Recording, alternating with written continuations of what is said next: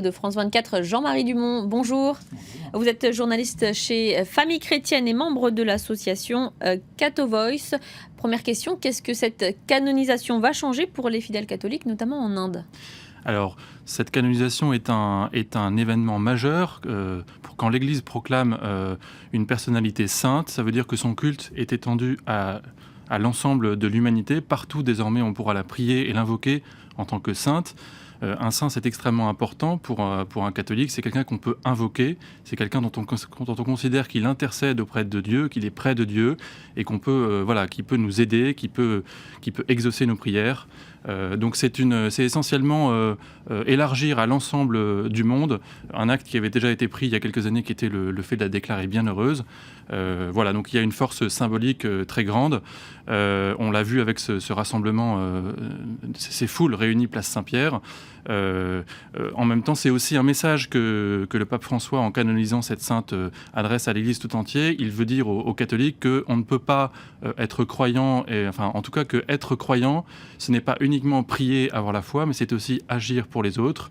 La charité, c'est aussi important que la foi et l'espérance, sont les trois grandes vertus théologales, et on ne peut pas pratiquer l'une sans pratiquer l'autre. Donc engagez-vous, catholiques, engagez-vous pour les personnes qui autour de vous souffrent, sont dans la solitude. Oui. Quel est l'héritage de Mère Teresa, justement ? Alors l'héritage de Mère Teresa, il est immense et il prend des dimensions très, très variées. C'est une personnalité qui est extrêmement présente, largement, même au-delà des seuls catholiques. Vous parlez faites le test, parlez autour de vous à Mère Teresa, à l'homme de la rue, il vous dira tout de suite Mère Teresa, il aura son idée sur Mère Teresa. Ensuite, c'est quelqu'un qui a laissé une trace très forte dans certains pays, en Albanie dont elle est originaire, et surtout en Inde, où elle a fait énormément de bien. Et ensuite, son héritage, il est partout dans le monde, parce que cette congrégation des missionnaires de la charité, qui est discrète, dont on parle peu, elle est dans tous les endroits du monde où il y a de la souffrance, où il y a des difficultés, où il y a des personnes qui sont seules, isolées, où personne ne veut aller. On peut penser, moi j'ai envie de citer 2 pays, la bande de Gaza, où aujourd'hui il y a pratiquement plus de congrégations religieuses qui s'occupent des pauvres, et puis le Yémen, où en mars dernier, 4 religieuses de Mère Teresa ont été assassinées. On pourrait citer plein de pays où cet héritage discret des sœurs de Mère Teresa est présent. Voilà. Alors on parle beaucoup de son dévouement pour les pauvres, mais il y a aussi les critiques qui ont dit qu'elle ne s'attaquait pas aux origines de la pauvreté. Alors, effectivement, il y a quelques critiques qui sont surtout sorties au moment de sa béatification en 2003. Depuis, ces critiques sont un peu passées au second plan, parce que c'est une telle personnalité que dans un instant aussi fort, je pense qu'on se tourne plutôt vers la beauté de sa vie que vers peut-être ces petites polémiques.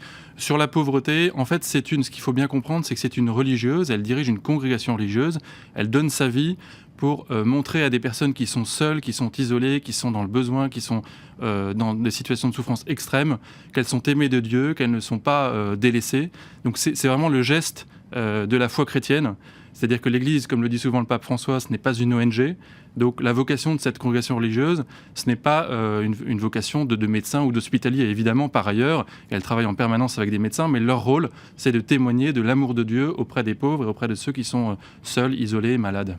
Alors, ce n'est pas une ONG, comme vous le disiez, donc elle assumait le côté prosélyte qui était critiqué notamment par certaines minorités en Inde. Alors tout dépend ce qu'on appelle par prosélytisme. Je pense qu'elle n'a jamais revendiqué l'idée elle n'a jamais cherché à convertir personne. En revanche, elle faisait ce qu'elle a fait, donner sa vie pour les pauvres.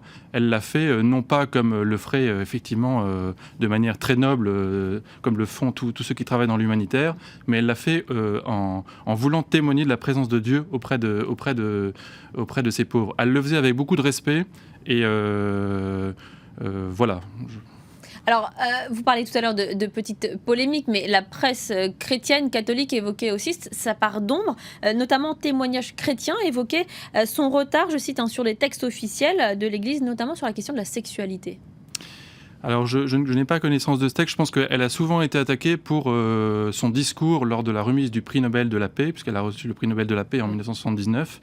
elle a fait un discours très fort, notamment où elle dénonçait l'avortement et où et donc le pape est revenu tout à l'heure sur ce sujet dans son homélie à Rome tout à l'heure, en disant que pour elle, et comme pour l'Église dans son ensemble, il n'y a pas de différence entre une personne qui souffre, enfin, que l'enfant à naître, c'est quelqu'un de vulnérable, et que l'Église, elle est du côté des personnes qui sont vulnérables, et qu'elles soient pauvres, délaissées, enfants à naître ou personnes âgées, toute personne doit faire l'objet de l'attention et de l'amour des autres. Donc vous assumez tout l'héritage de Mère Teresa, même les côtés les plus critiques, et notamment, elle avait parlé quand même de guerre à mener contre l'avortement. Vous assumez tout son héritage.